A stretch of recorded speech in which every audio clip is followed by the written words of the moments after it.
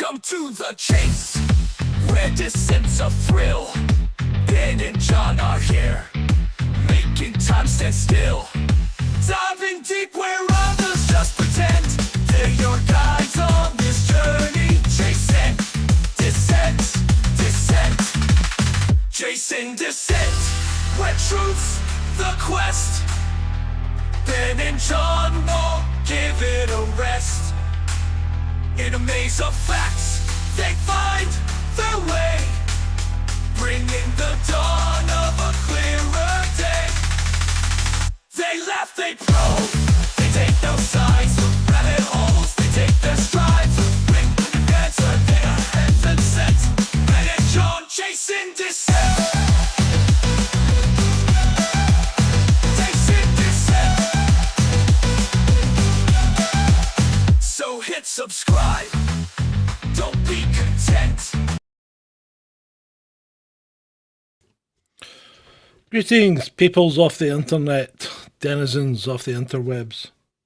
We have just watched the Canadian Grand Prix, and it was actually not too bad, because blessings of blessings, it rained, and that makes such a difference in Formula One, because it throws an element of chaos into the mix. They can't plan for it, they have to adapt. Everything goes wrong, people crash, people spin, people hit walls, we have safety cars, and yet it makes the spectacle so much better.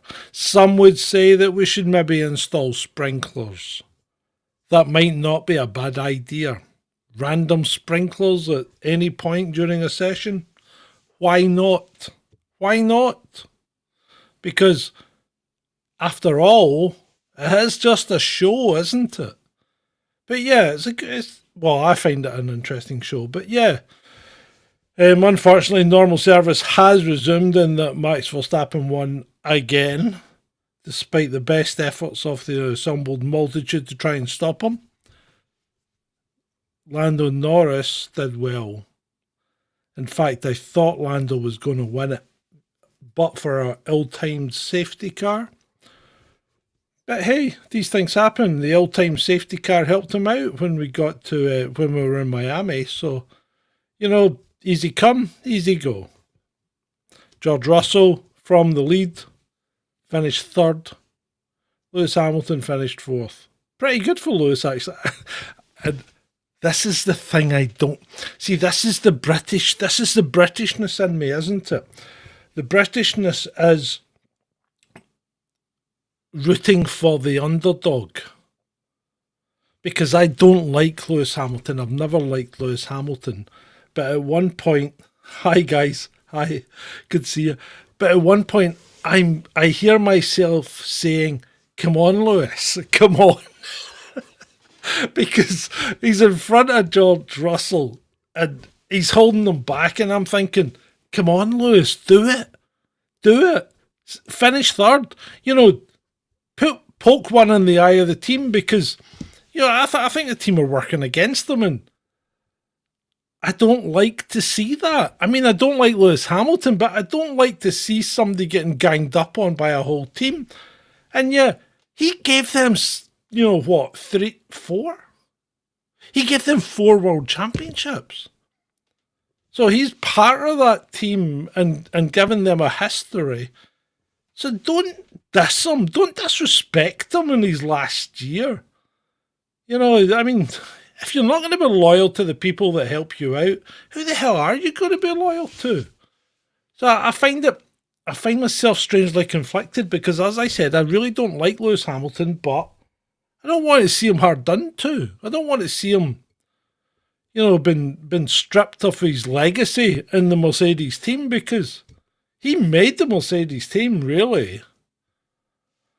I mean, Schumacher was there before him, and Schumacher didn't make any difference whatsoever. In fact, Schumacher was terrible. Schumacher, in fact, actually, I think George Russell might be channeling his inner Schumacher, because Schumacher had a penchant for ramming people up the arse when he was in a Mercedes. And George Russell kind of does that as well. Although he didn't manage to crash into it. Well, he tried, but yeah, he didn't crash. He made a few goofs in the race, and ultimately it cost him it cost him the lead, and it cost him winning the race. He probably could have won the race if he played it smarter, but so could Lando. Lando could easily have won that round.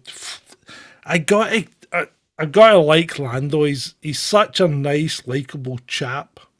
You know, you've really got to like him. He's a lovely guy, and he's popular, and he's just quite calm and grounded.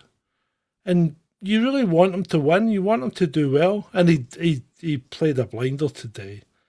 He lost 5 or 6 seconds under that safety car because he was just too fast. He was too close to the safety car line, or he was past the pits when the safety car was called, and the rest of them all got a free pit stop. And then they all milked it. Which they should do. They absolutely hammered their sector times to make sure that when he came out, I think he came out in third or fourth, but whatever. It was still a good result for Orlando, and being second's great. Oscar was unfortunate. He was on older tyres, and he couldn't quite stay ahead of Russell, and then Hamilton caught him and passed him as well, and then Hamilton caught and passed Russell. But maybe if Lando had just slackened off a little and kept Piastri in the slipstream, in the DRS zone, then there's a good chance that McLaren could maybe have managed a 2-3. That would have been a nice one. That would have been nice to see. So maybe Lando should have done that. He should have slackened off and kept Piastri, because there was no danger to Lando because he obviously had the speed. So maybe he should have tried to keep giving Piastri the DRS, which would have kept him ahead of Russell and kept him ahead of Hamilton, and maybe they could have finished the McLaren 2-3, which would have been really nice. Hello, Shalini, how are you doing? So that's it. I mean, it was a good race. I quite enjoyed it. Alonso did all right. I think he finished sixth. Hamilton went forward. It was okay. Ricciardo didn't do great. I think Tsunoda beat him. So, there was comes and goings, but hey, both the Ferraris retired. Not great for them. Which is weird because, Canada's a kind of stop-start circuit as well. It doesn't have any real fast corners. It's all straights and stops, which is kind of like Monaco, except Canada's a bit bigger. And the Ferraris were great in Monaco, and they were rubbish here. I mean, absolutely rubbish. But yeah, it was fun. It was a fun race. I enjoyed it.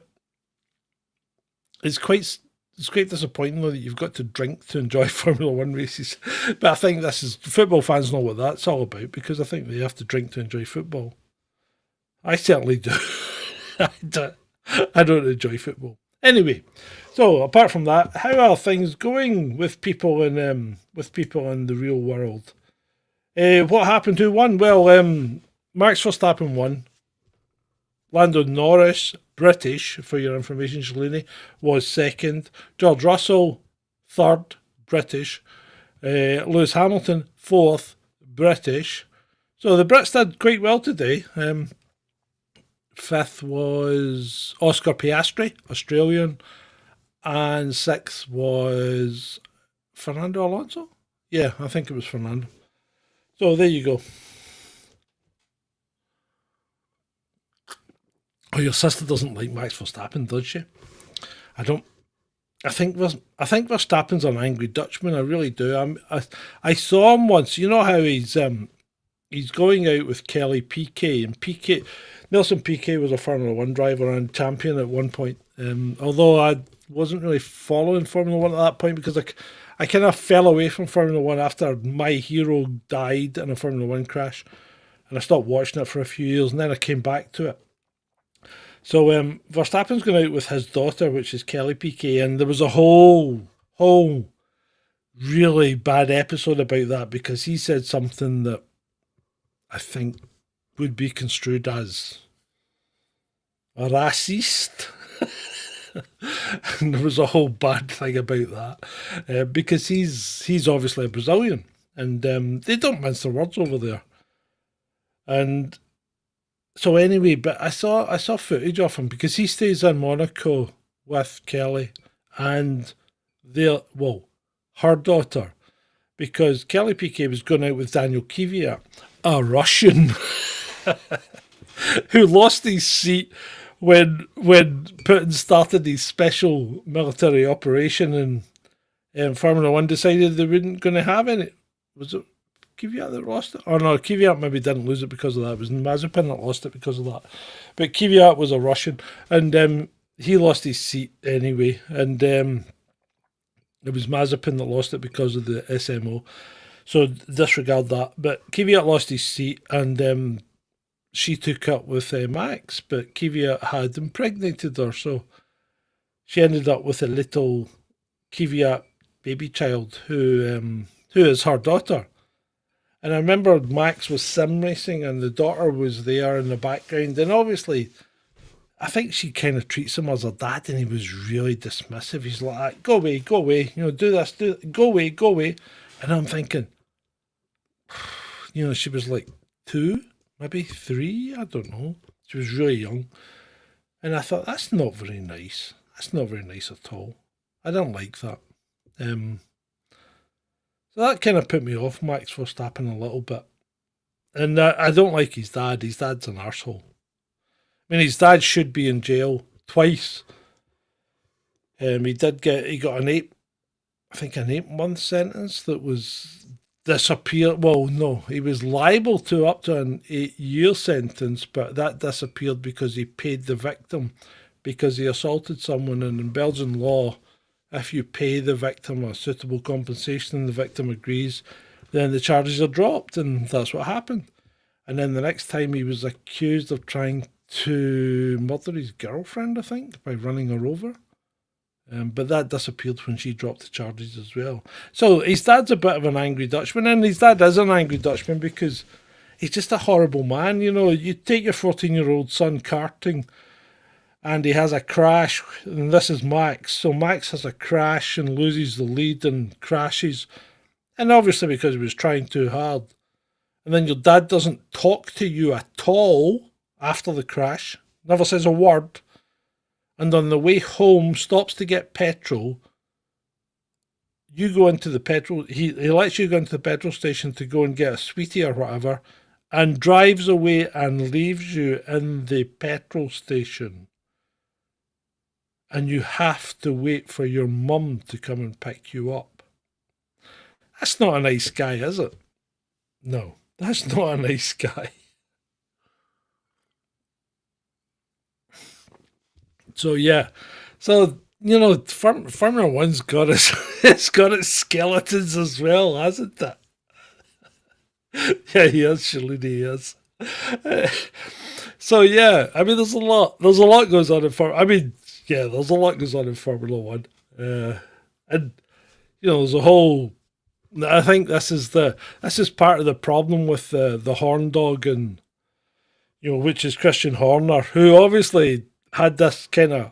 Now I don't know if he had an affair or not, but we had basically a text affair with one of the ladies that works for Red Bull, who I think is still suspended at this very moment in time. But that was all brushed aside and swept under the carpet by Red Bull management. And then someone released all the texts and all the pictures to everyone in the paddock. So they sent it to all the Formula One team heads and all the FIA heads, and basically everyone in the paddock got all these texts that Christian the Horn Dog had been sending to this woman. And allegedly a picture of the Horn Dog itself, the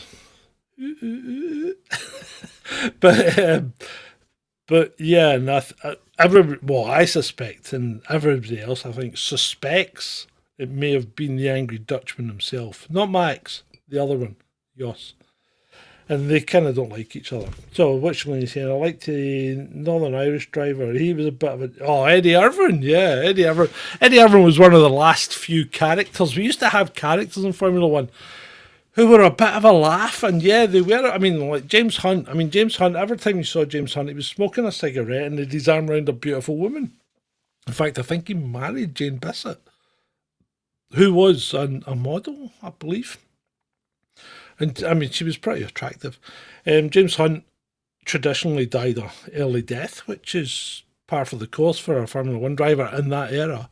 So James Hunt was a bit of a Jack the Lad. Jackie Stewart was a real bore guy, real boring. I remember him.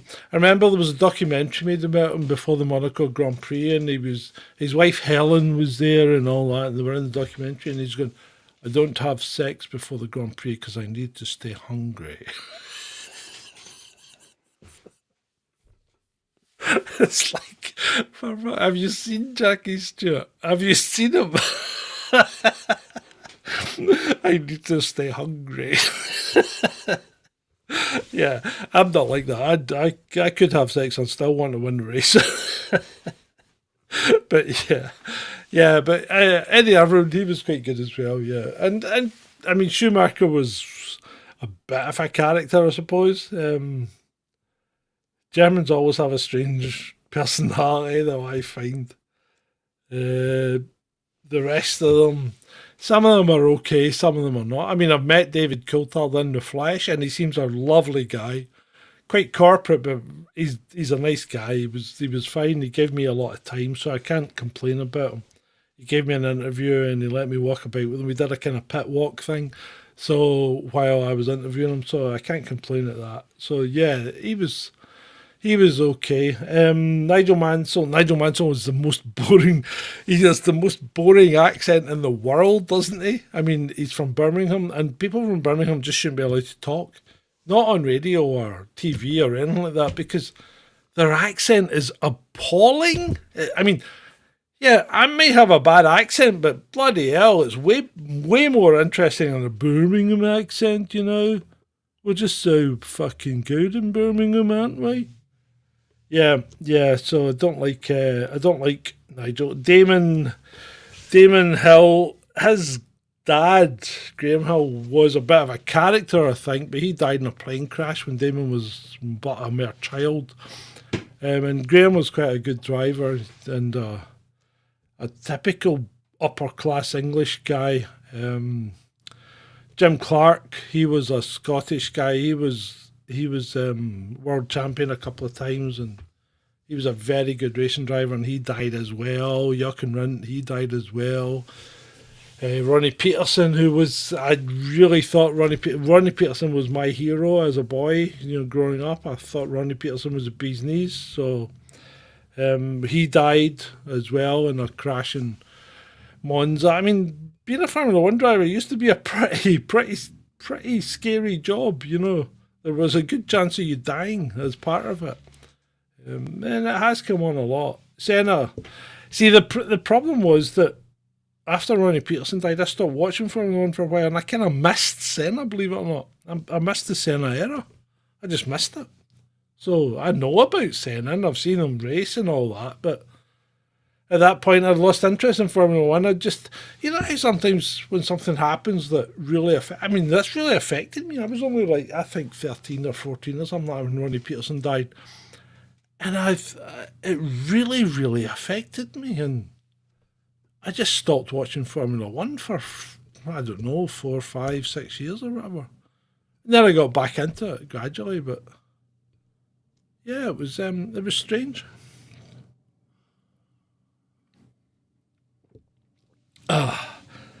Right,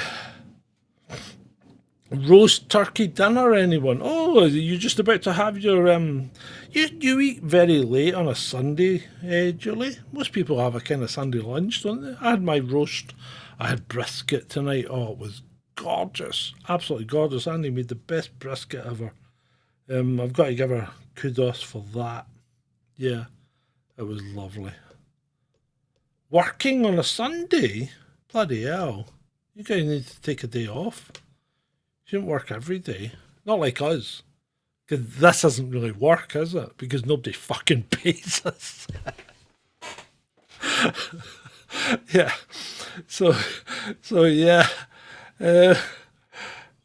Don't tell Vaughn he lives brisket. Oh, the brisket was amazing.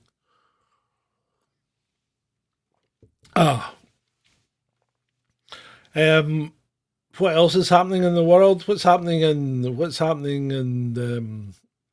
Twitter land? Is there anything?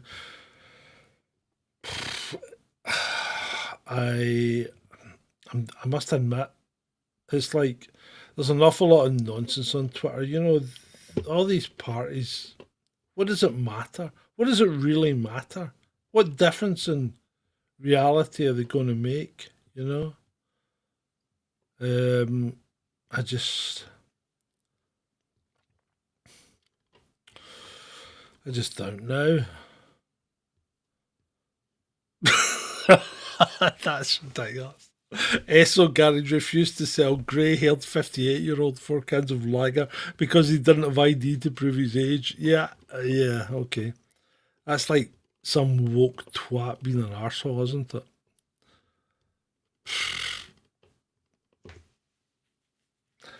But yeah,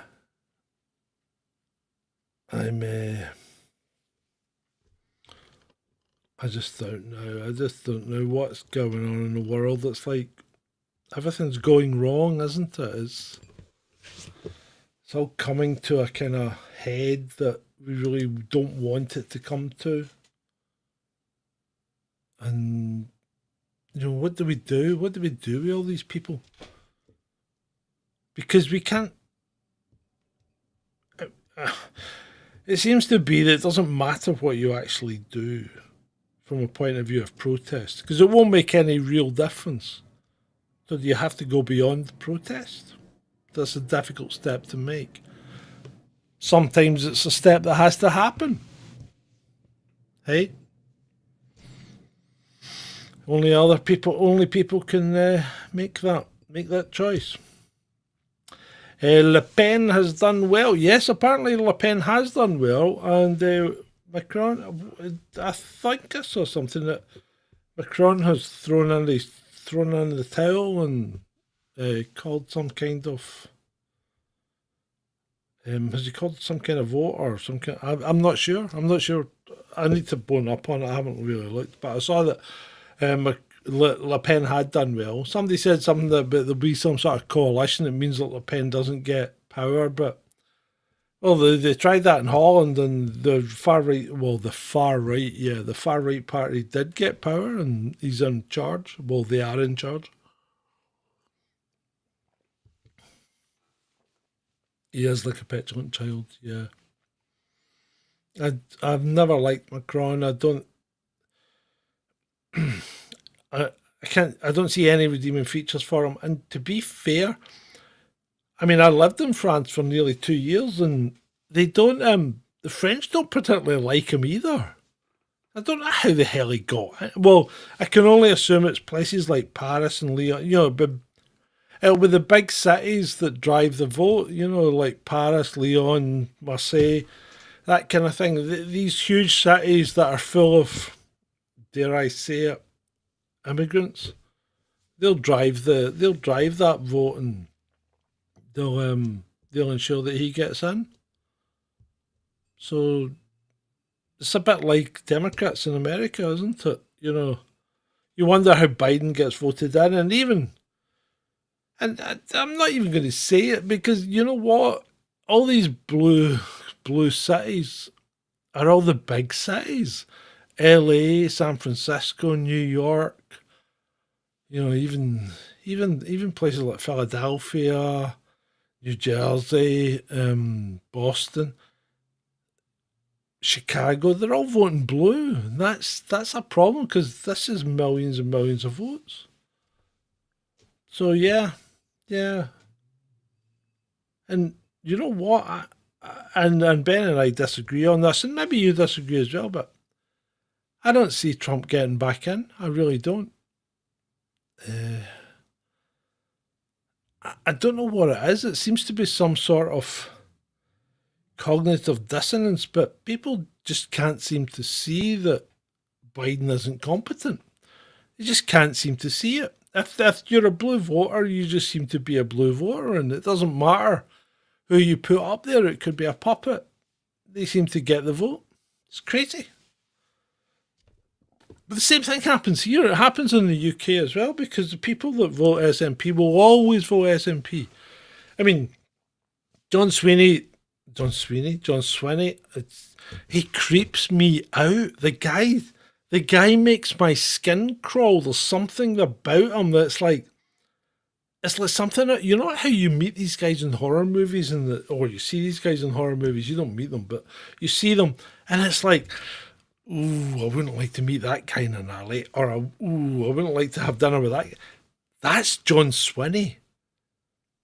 I was going to do the same kind of thing with Hamza, that I did with Hamza with John Swinney, and I can't do it. I can't soil myself to that degree because he creeps the fuck out of me. I think he might be a P, that word that starts with.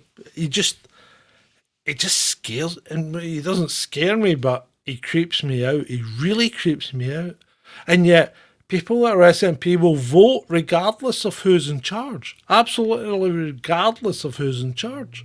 And the same goes for Labour and Conservative and Lib Dem. A lot of them, they're focused not on who's in charge or what the policies are or what they say they're going to do. It's purely they will vote Conservative regardless. They will vote Labour regardless. They won't listen to what people are saying. And to be fair, do you need to listen to them? Because you know that most of it's lies and most of it's going to be forgotten. But, the system needs to change, and it needs to change before we make any real difference. And we'll never change the system by voting. Pardon me, you'll never change the system from the inside. That's a problem. That is a problem.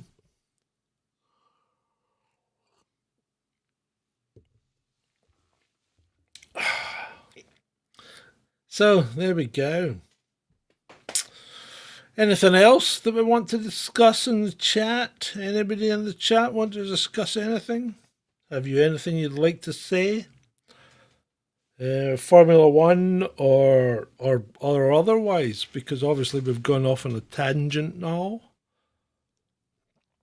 Not really. Okay, it's been nice. It's been nice to have this little chat. I do enjoy these little chats, and I hope you enjoy these little chats. If you do, like, share, subscribe. Sharing's probably the biggest thing. Make the channel as big as you can so we can share it out to as many people as we possibly can. Liking and subscribing helps the algorithm and all that. And if you ever get to the point where you have a little bit of extra cash, always great to see a donation. But apart from that, yeah, it's been great. So, bombarded with the footy. Oh, do you watch footy? Does Vaughn watch footy? Or, oh, you mean like what's coming up, the Euros or something like that? Yeah, we won't be doing that. We don't do football.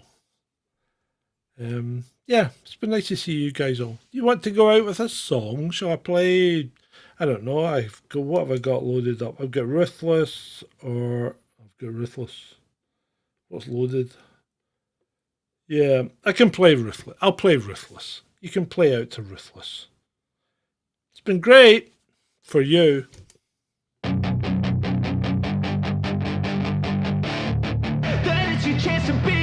Hey kid, don't ever let them get inside your head. They'll tell you what to do in life instead of everything you know that you could get.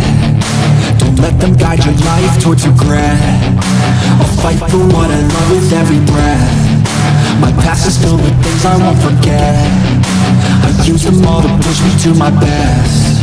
So treat the worst of times just like a test.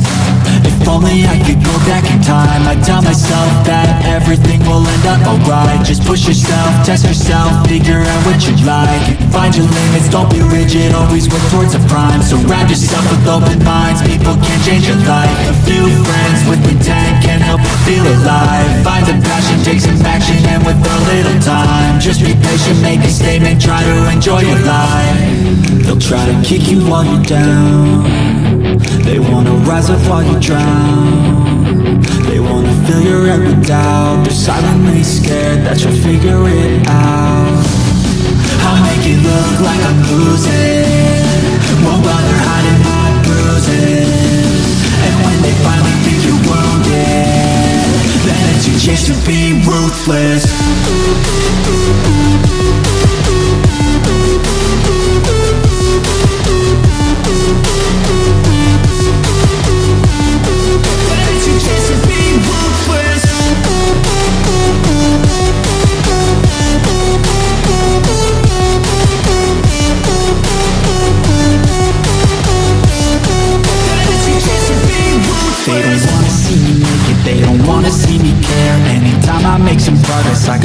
they compare. I think everyone's against me, maybe something in the air. Am I paranoid? I swear a void is forming and they're scared. I walk a straight path, not many can say that. I'd like to play fast, cross me and there's payback. You better pray that I don't see your face at any place that I go. I know you hate that. I've been doing fine, I'm not wasting any more time.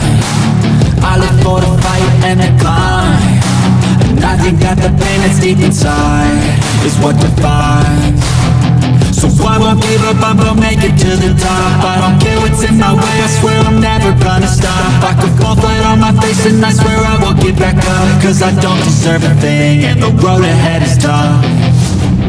They'll try to kick you while you're down, they wanna rise up while you drown. They wanna fill your head with doubt, they're silently scared that you'll figure it out.